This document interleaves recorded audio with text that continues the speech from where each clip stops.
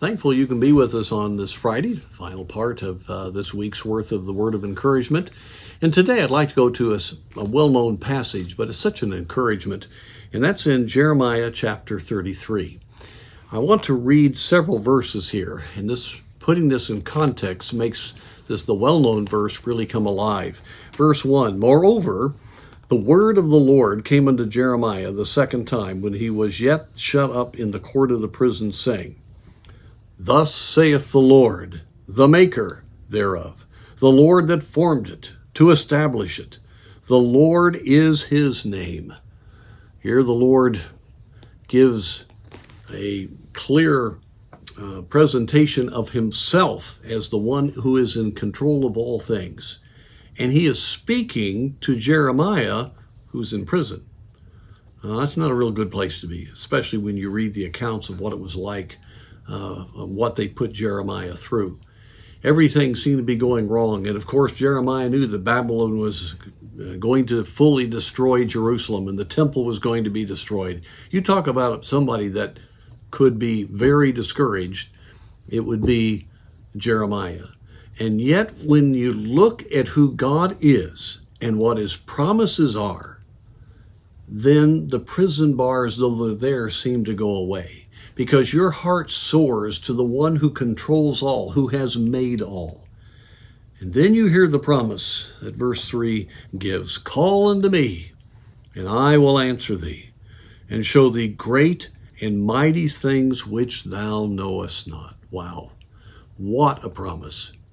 Now, keep in mind, Jeremiah would have every reason to have pity for himself, to feel like, what's the hope? Why in the world even keep on going? Everything is bad. No one's listening to me. I'm watching my world fall apart around me. And I tell you, Christians, we got to be very careful not to get into that kind of mentality.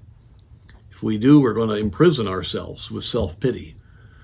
But Jeremiah, his heart was right with God. And God made it very clear who he was. And he says, now just cry out to me. You call to me. And I'm going to answer thee. And I'm going to show you great and mighty things. I'm going to answer your prayer, and I'm going to do things that are just going to be thrilling. You're going to give prophecies that are going to be fulfilled, that are going to further my purpose.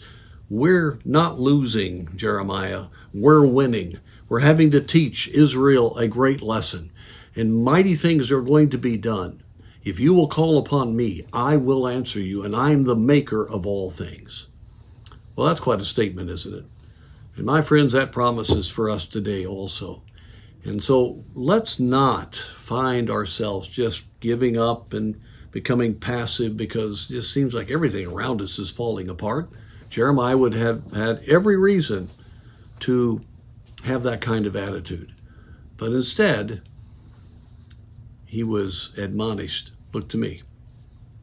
In fact, start praying, believing me, and I'm going to do some great things. I'm going to show you the great things. I'm going to get you on the inside of what I'm going to do, and you're going to be part of it, and your life is going to really count. And Jeremiah did respond to that. He continued to walk with God. And my friends, God wants to do great things through us. And so let's don't let ourselves just get down into the dungeon of doubt and discouragement, but let's let our heart soar to the one who is the creator of all, and realize he's given us great and precious promises.